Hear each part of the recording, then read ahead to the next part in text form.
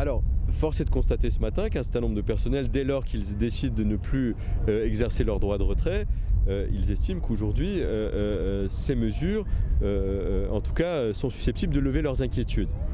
Il n'en reste pas moins que dans les jours qui viennent, nous aurons au fil de l'eau à examiner d'autres mesures au regard de l'évolution de la maladie, et notamment son passage en stade 3, et il n'est pas exclu que les personnels exercent à nouveau leur droit de retrait si nécessaire.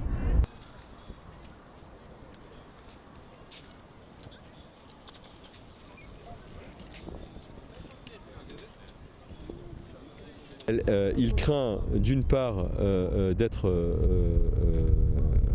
d'infecter, parce que des mesures prises n'auraient pas été suffisantes, notamment, alors aujourd'hui vous savez, les personnes qui vivent dans les clusters sont invitées à rester chez elles.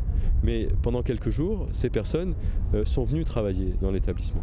Donc il y a une crainte à l'égard de la contamination qui pourrait être faite pour les visiteurs. Et nous avons le souci des visiteurs eux-mêmes. Et quand je vous disais que la crainte est double, les visiteurs eux-mêmes qui viennent de toute latitude peuvent venir de zones à risque et peuvent venir aussi contaminer. Donc la crainte, c'est une crainte relative à un intérêt général.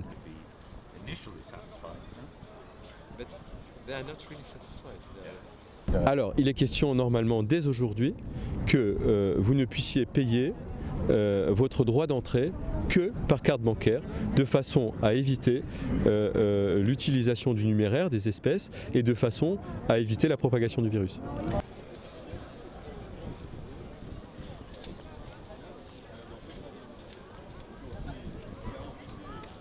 Donc la première mesure, je vous l'ai indiqué, c'est la distribution de solutions hydroalcooliques à l'ensemble des personnels en lien avec le public.